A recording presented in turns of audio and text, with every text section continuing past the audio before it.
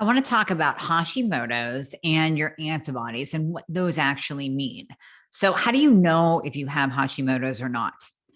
Well, first of all, there's functional and then there's optimal lab value ranges. So, if you grab your labs and you look at, and hopefully your doctor actually tested both antibodies because there are two. I can't tell you how many times I see lab reports from people that I'm working with and their doctor tested only one antibody. There are two antibodies to Hashimoto's. So there's TPO, thyroid peroxidase, and TGA, thyroglobulin antibody. Those two are markers for Hashimoto's. Now let's back up. We know that 95% of hypothyroidism is the autoimmune form Hashimoto's. So that's where your immune system is confused. You got these soldiers, they're going out and attacking. If you're new to this podcast and you're like, what is she talking about the soldiers? Keep listening to my podcast because I talk about this all the time. I use the analogy of when you have an autoimmune condition, you have little soldiers, and those little soldiers want to go out and attack because they're just confused and they think your thyroid is the bad guy. So you have these soldiers, and the TPO and TGA are markers to see how many you actually have. Now, depending on your lab, will depend on what the reference range is. So it might be, I've seen less than 20, less than 34, less than 9. It's all over the place depending on which lab. But that's their cutoff. So however the lab tests your blood, they have that reference range set that if you have 5 antibodies, TPO antibodies, but their cutoff is less than 20, then you technically, quote unquote, don't have Hashimoto's. I'm going to argue that point, however. Before I argue, though, let's look at how they get any reference range, any one. So I don't care if you're looking at TSH, if you're looking at testosterone, anytime they get a reference range or the medical community develops a reference range for a lab marker, it is taken from a large population of people. And it's taken from a lot of sick people. So they're not saying, listen, dude, you're overweight and you hit McDonald's every day. And girlfriend, you're sitting on the couch knitting and you're 50 pounds overweight and you have heart disease. They're not taking those people out. They're taking markers from a huge population. And really, I mean, what does our population look like? Have you ever gone to the mall, or I challenge you, if you go to like an amusement park, especially Disney? I did this years ago before Disney went cray cray a little bit. I did this at Disney. My parents loved going down there. So I would go down. I've been going to Disney since I was 9. But even when I would go in my 20s with my parents, my dad and I would play this game. We'd sit back, we'd look at all the people walking by. And I said, let's play a game and count how many fit, like healthy, fit people we see in an entire day, because you figure Disney is a cross section of America. And I mean, people from other countries come in too. So it's really a cross section of the world, but it's a huge cross section of America. At any given point of time at Disney World, you will have someone representing every single state in the country. So I said, let's play a game and count how many fit people there are. FIT, fit, not sick, fit. By the end of the day, I think we would have like 9. I mean, we've seen thousands of people walk by us in the lines, in the food lines, in the restaurants, on the rides. 9 lean, fit, healthy people in the cross section of America. So really, that's what we're pulling from, folks. We're pulling from the standard American diet. We're pulling from sedentary lifestyle. We're pulling from sitting in your chair all day kind of people, eating sheets, eating McDonald's, eating the processed foods that are out there. And that's what gives the lab their standard range. Now, on the flip side, functional medicine comes in and says, give me those fit people. We'll take those 9 fit people you saw at Disney. Give me the badasses, give me the lean people, give me the healthy people. And that's what we want to look at to get the optimal, kind of like a bullseye, optimal, just knock the microphone over, get all excited about this, optimal range. So we want that bullseye in your lab saying, this is where we want you because this is where you are going to feel your best. That's how we get optimal. So when we're looking at Hashimoto's, when we're looking at those antibodies, I want them at 0. 0, 0, 0, 0. Now, I'm going to digress for a hot second. I have another podcast called Don't Hang Your Hat on Your Labs. I want them at 0. However, you being at 0 for your antibodies does not dictate or determine whether or not you're optimized.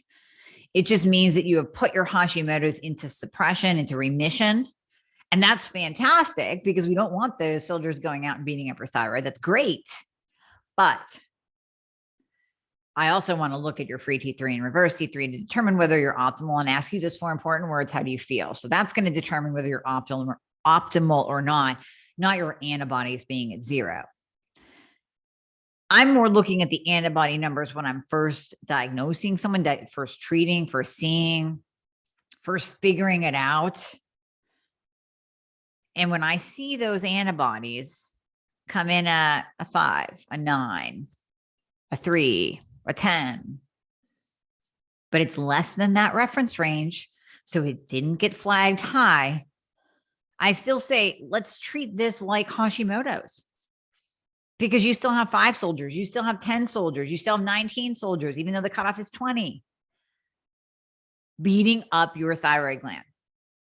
Are you going to wait until you actually crest over that number, until you've built up an army of 50, of 100, of 1,000, and now you're 20 pounds heavier, you're on your couch, you can't get up, you're too damn tired to work, and you're bald? Are you going to wait till that point in time to do something? Are you going to listen to your doctor who tells you, no, you're normal, everything's fine? There's nothing to see here. But yet you're suffering with symptoms? Are you really going to wait until you crest that sick people, overweight, eating at sheets, standard lab value range so you can be amongst all the sick people too? Or do you want to be optimal? Do you want to be amazing? Do you want to be in optimization land where it's really super fun? Do you want to be your badass self that you're meant to be? That's in the optimal range. See, I'm going off on a tangent again. My tangent applies to all labs, by the way, not just thyroid, hormones too, testosterone too. I could argue that. That's going to be a different podcast. I can't go off on too many tangents, down too many rabbit holes. Trying to stay with you with Hashimoto's here. So Hashimoto antibodies, we want them at 0. If there are any antibodies there, then that is the presence of Hashimoto's. Now, can we talk just briefly before I let you go? I want to talk briefly about I lost my train of thought. I want to talk about something else. The stages. The stages of Hashimoto's. There are 6 stages of Hashimoto's. So if your antibodies are just coming in at that under the standard lab value range, 6, 9, whatever, 3, 10, 19, but you're not yet flagged, you are most likely in the beginning stages of Hashimoto's. So how we move through those stages is stage 1, you have that genetic predisposition to autoimmune. So we know that Hashimoto's is autoimmune. We talked about the soldiers. You have that genetic predisposition. So you can look back in your family, your mom, your dad, your sisters, your aunt, your grandparents, look back to see who had any other kind of autoimmune. Now, it doesn't have to be Hashimoto's. It could be something like type 1 diabetes, psoriasis, lupus, Crohn's, celiac disease. Maybe they had that, but that's still an autoimmune genetic predisposition. So then we move on to you, and we say stage 1 is that genetic predisposition to an autoimmune condition. As we're moving into stage 2, the presence of antibodies will most likely be there. Symptoms will start to appear, but your actual thyroid numbers, that TSH, free T3, free T4, reverse T3, will still kind of be in a decent range. It might be normal, but not optimal, but they're going to start to just kind of shift a little bit.